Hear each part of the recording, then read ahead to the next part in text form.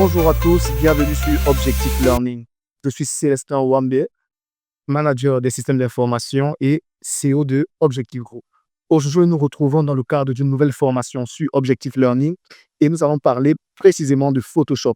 Photoshop qui est un outil de design très important, très utilisé par les créateurs de contenu, très utilisé par les designers web et également très utilisé par les infographistes de façon générale, spécialistes tout comme non spécialistes. Du moins, c'est un outil que si vous maîtrisez, vous pourrez aller très loin dans votre travail quotidien en tant que créateur de contenu ou même tout autre domaine pour lequel vous avez besoin d'apporter des retouches photos ou des retouches d'images ou des créas pour captiver davantage votre clientèle, soit sur le web, soit encore dans les rues.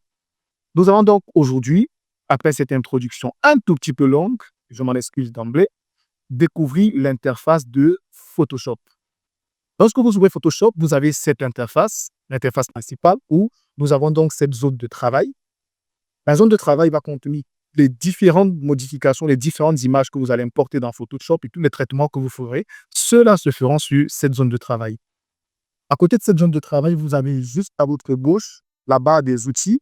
Là, vous aurez l'ensemble des outils qui vous permettront soit de déplacer un objet, soit de déplacer une image, soit encore de faire un détourage photo ou bien de choses que vous pouvez faire. Vous avez ça dans la palette des outils. Vous avez la barre des menus où vous avez un ensemble d'options que vous avez proposées via les sous-menus pour davantage agrémenter votre travail et le rendre beaucoup plus efficace. Vous avez également une autre barre d'options qui est juste en dessous de la barre des menus qui vous permet de découvrir certaines fonctionnalités que vous offrent certains objets. Par exemple, là, on a l'outil sélection qui est sélectionné, l'outil sélection qui est actif, et on voit que au niveau de la barre d'options, on peut décocher pour valider la sélection automatique. On saura à quoi ça sert d'ici la prochaine vidéo où nous allons aborder les plus outils essentiels utilisés sur Photoshop. À côté de cette barre d'options, nous avons le panneau latéral qui contient un ensemble de catégories ou de groupes d'objets qui sont généralement utilisés lorsque nous faisons des créas sur Photoshop. Quant à moi, je vous avoue, depuis que j'utilise Photoshop, je vais rarement devoir utiliser cette palette qui est au-dessus. C'est vrai quelquefois, mais vraiment, c'est rare.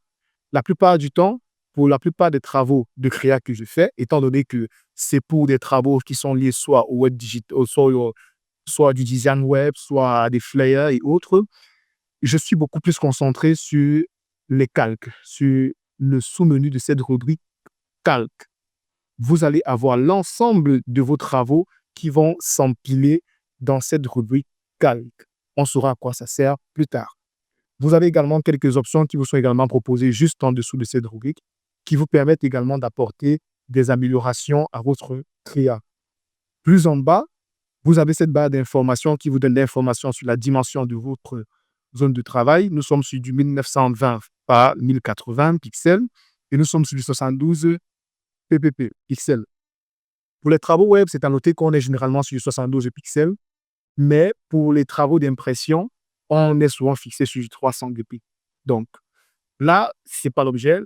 On pourra revenir plus tard. L'objet principal était de vous présenter l'interface de Photoshop et de vous faire découvrir donc ce logiciel qui vous permettra de booster rapidement vos créas sur Internet.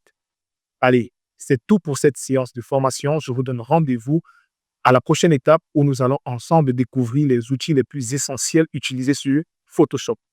Merci.